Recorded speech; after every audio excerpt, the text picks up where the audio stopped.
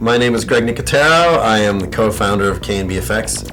On my left, yes, on his left, Howard Berger. Howard Berger, who's also the co-founder of KNB FX Group Inc., located in beautiful downtown Van Nuys, California. There's only one murder across the street every couple months. Yeah, but it is nice. But it's kind of fun when you come to the shop because the crime scene tape feels like a CSI episode. Yeah, but it's true. Not. I get confused most of the time, and I go, "Hey, that body doesn't look real," and I poke at it, and then it actually has real bullet holes in it. And I go, "I gotta get back to work." That's always pleasant. Here we are in the shop, the K&B shop. This is where we build everything. It's about 25,000 square feet of monster heaven. And what we're going to do is we're going to walk through the shop. Currently, we've got a bunch of shows running right now where we've got a crew in Morocco working on the remake of The Hills Have Eyes. We have a crew on the set of The Poseidon Adventure, which we're handling the effects for. We've got a crew up in Canada working on Masters of Horror. And the rest of everybody else here is staying busy building bodies and effects and all that other fun stuff for all the other shows that we're working on. We actually formed the company February of 1988. Myself, Howard, and Robert Kurtzman. I met Howard actually in 1985. It was October of 84 on Day of the Dead. This here's a body that we're doing for a film. Called Rise that Sam Raimi is producing along with his partner Rob Tapper. So it's very exciting. There's a lovely nude body. Anytime we get a chance to do a nude body is always a good time, I think. I moved to Los Angeles and moved in with Howard and his family. When Howard picked me up at the airport, he goes, "Hey, this is Bob Kurtzman. He's worked with me at Beekler's," and that was literally like the first time the three of us were ever together. It was September 5th of 1985 was the date I flew to LA. That's right. So that was the when the paradox began, the vortex. So we got a house together in Reseda, not far from where I live now, but in the worse area.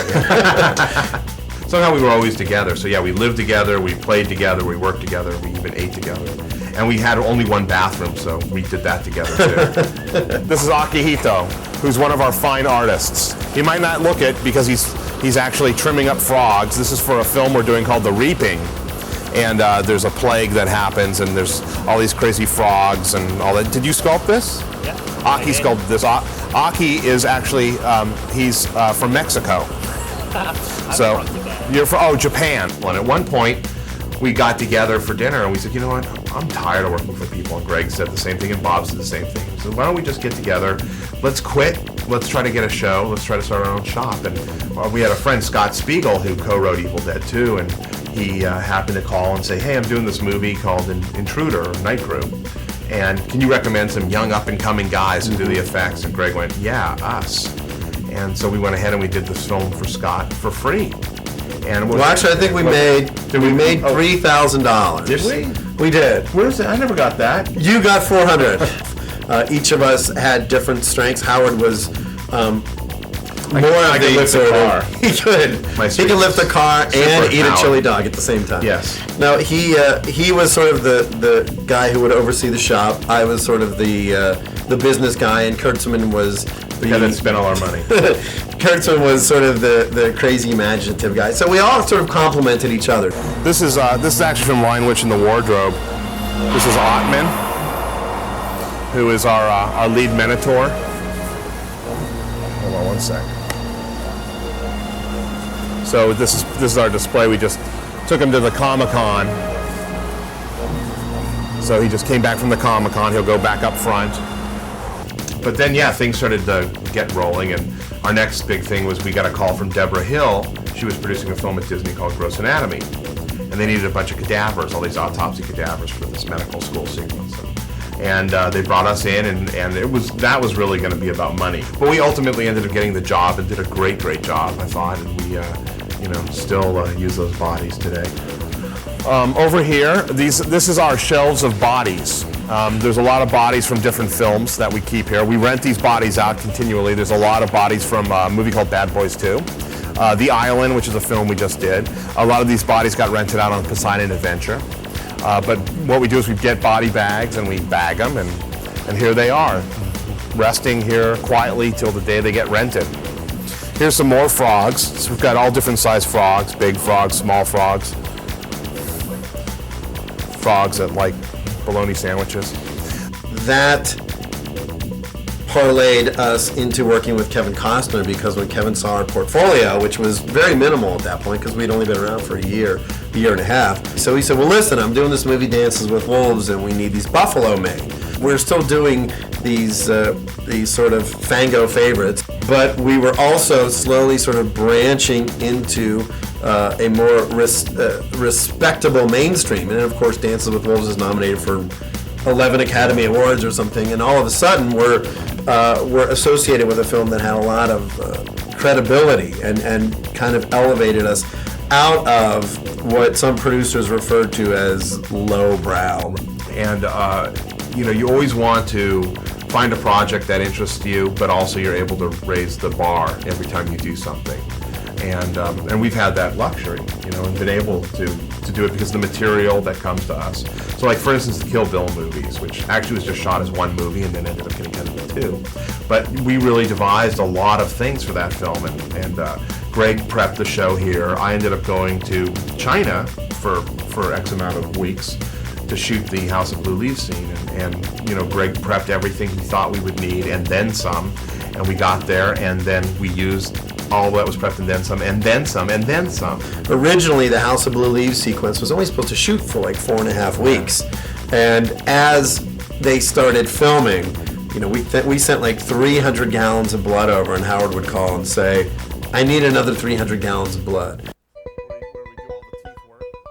So Grady, who's one of our master teeth guys, you can see there's a bunch of different teeth, and it starts with sculptures. We start with actually life casts of actors' teeth, and then Grady will go ahead and do the sculptures over the life casts. From that, he'll do a mold, and then he'll be able to produce like these plastic teeth, these vacuum form teeth. So like, here's some. These are kind of cool, like zombie teeth. And they're really simple. Grady incorporates little vacuum form positives or negatives that just click right under the actor's teeth, so they fit them perfectly. So these are all Land of the Dead things. Whoops! Well, we won't tell the actor I dropped it on the floor when we put him in his mouth next time. But there you go. There wasn't a day on Kill Bill where I went home going, that was crap. And I went home going, God, this is so amazing. Quentin just gets you going, and he wants you to think so outside the box, and not even look at the box. The shot where Lucy gets the top of her head cut off in the garden, he literally said, I don't want it to look like Dawn of the Dead. I don't want it to be like a big giant forehead. And I don't want to do digital augmentation, so you need to figure out another way to do it. Well, how do we do it? How do we figure out? It was actually one of the sculptors that said, what if we sculpted it in an oval shape, like forced perspective, and then glued it on her head so that when you stare right at her from the straight on, it looks like you're looking across when what you're looking at is an oval of the shape of her top of her head. We did a sculpture. I took it down to the training center where everybody was learning how to use their swords. And Quentin was like, yeah, perfect. That's exactly what I want. This is one of the sculpting rooms, but there's no sculptors in here. As you can see, there are some sculptural things happening here. We've got a crazy little creature. This is a maquette, which is a sculpture study for something we're doing. Kind of cool looking guy, kind of thingish. And then these are a bunch of maquettes, once again, study sculptures that we've done for other shows through the years. We like to just hold on to them just because they're kind of cool, and sometimes we can reference them from time to time.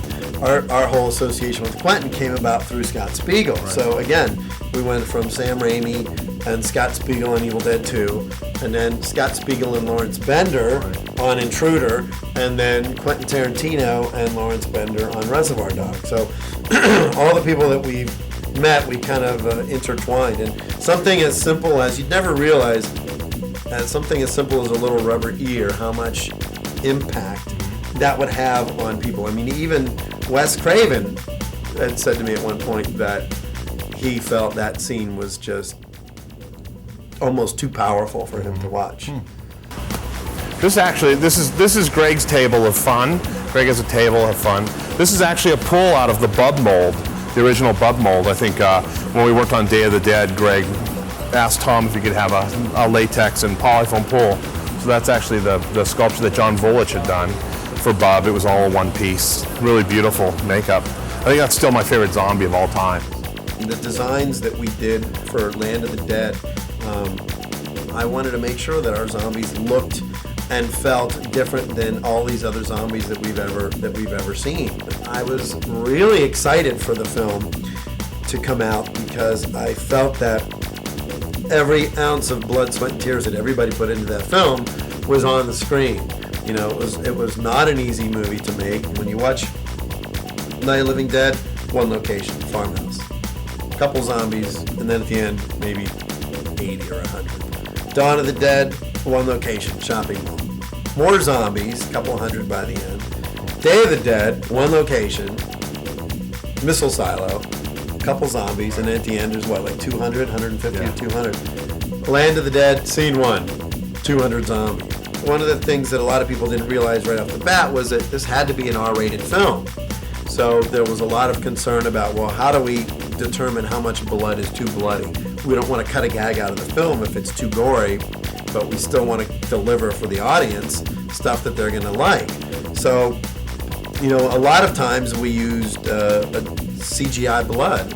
If we don't have time to do take 2 or take 3 on something, and we bite a guy's neck out, and they decide later that they want to put a little bit of spurt in there, an extra little blood, that'll just add icing to the cake. As the zombies rot, they become more brown and leathery looking, and we really went with, knowing that these zombies were only going to be seen outside for the most part at night, you know, we went with kind of like a yellow base with some sort of purple and bruising and stuff, and it was very successful in terms of what we were able to do.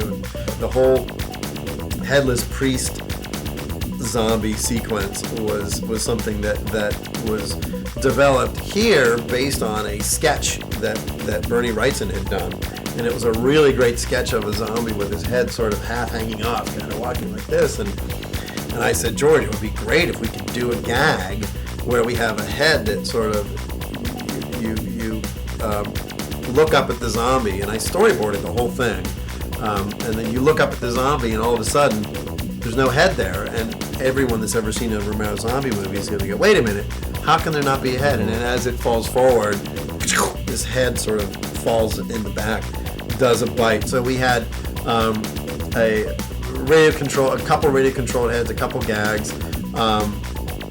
A lot of it we ended up doing digitally as well because we had a little bit more control of where the head would actually land. Nice. Even the severed head thinks it's nice.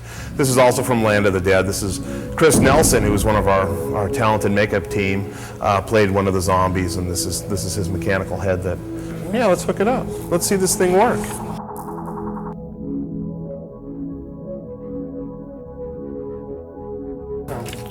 Want me to plug this in? Watch this. Mechanicals. And then is there a little switchy poo?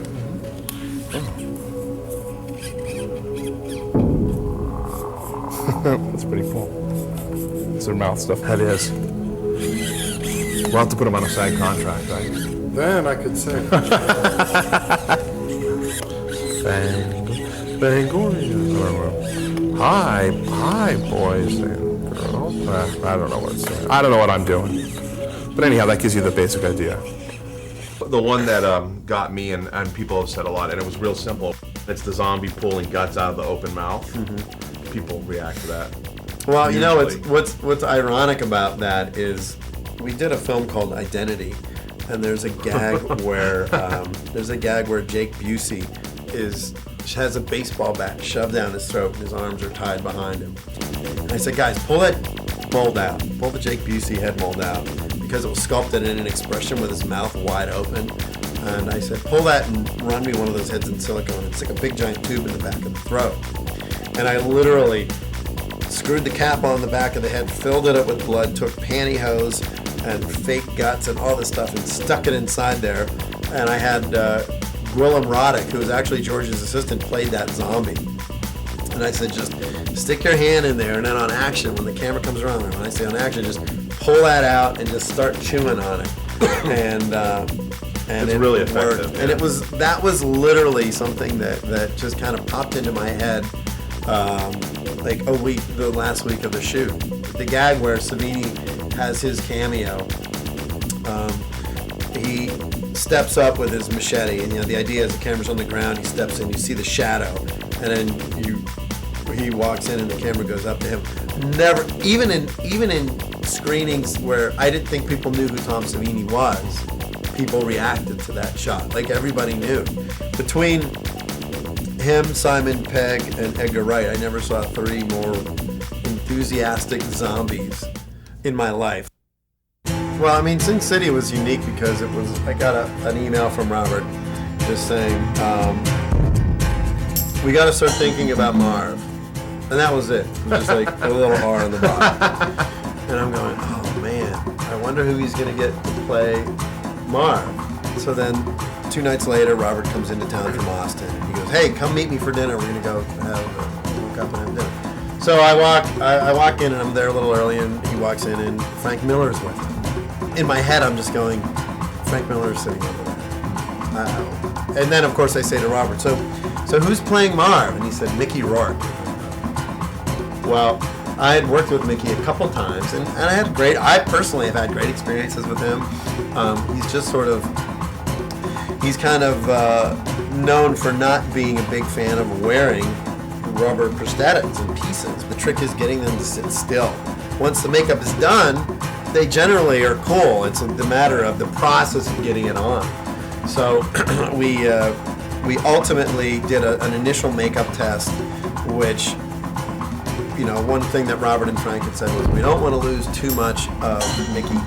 So let's just try one. Let's just sort of keep his features in there. So knowing the design of Marv, we actually just did a real slight forehead and bridge of the nose, and then a real slight chin. Robert and Frank showed up and went into the makeup room, and they're looking at it, and Frank's like, wow, that's excellent. Look how great that looks. He was really delighted, and then Robert said, I think we can go more. So I said, all right, well, that's certainly not an issue. And then Frank sat down, and I said, well, Frank, give me your thoughts, because you've drawn this character numerous times. What do you see? And he said, well, here's what you do. And he drew a semicircle, and then he cut in the nose, cut down to the lips, and back out to the chin. And he said, this is the secret of the Marv profile, is that if you follow the bridge of his nose all the way down to his chin, it's a perfect semicircle. You build this out, and it's rounded off. And it was literally like a light bulb went off. So we created a whole bunch of different versions of this character. And then when we got to location, we had 5 different busts of Mickey with all the makeup glued on them and them all painted. And I brought in Robert and Frank, and I said, well, here's your library of Marv. Let me know, which one do you think you want to see tested today? It was the first time we had done it. And Robert said, well, which one do you like? And I said, well, I like this forehead and this chin. And he said, great. So we took those pieces and we glued them on Mickey, put the wig on. He got his muscle t-shirt, black leather pants, and his jacket on, and walked into the stage, and it was like everybody that was within 5 feet of him backed away.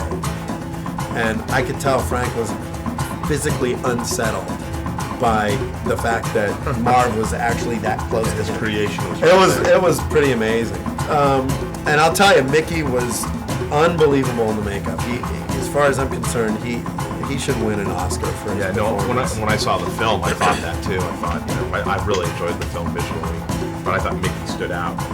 One character that I don't want to say identified with, but that I felt something for.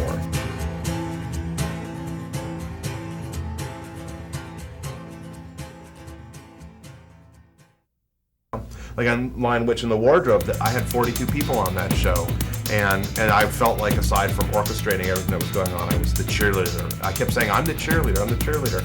He actually wore a cheerleader outfit. It was cute. It was like, ready, we don't know, go. But get back to work. That right now." visuals. I know it's not good. Horrifying. It's Bring It On Again. So, Really bring it on. really again. bring it on again.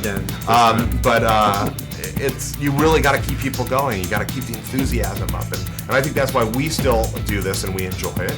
It's because we're still enthusiastic about the projects we work on and the effects we're going to do. And we haven't you know, been kicked in the balls collaboration. as much as No, we could have been. we used to get kicked in the balls all the time. I mean, I don't even know if I have balls, but we have a mold for some. I'll grab. That's from Boogie Nights. Right? Yeah. I'll use those. But no, it's been great. I mean, it's been a great 17 years, and I think KNB's delivered unbelievable stuff. I think we've changed the way effects are done and seen and executed, and I feel really confident myself about everything we've done. And one of the things that I'm always doing is looking at, what's the next project and what's going to be the next thing for KNB. And last year between Sin City, Serenity, House of Wax, Amityville Horror, Land of the Dead, Shark Boy and Lava Girl, The Island, Lion, Witch and Wardrobe, Hostel, Desperation, Masters of Horror. It was a gigantic, enormous year. People are sending me emails going, "Do you guys ever not work?" I'm like, no, we don't. No, we I don't know always how work. to not work.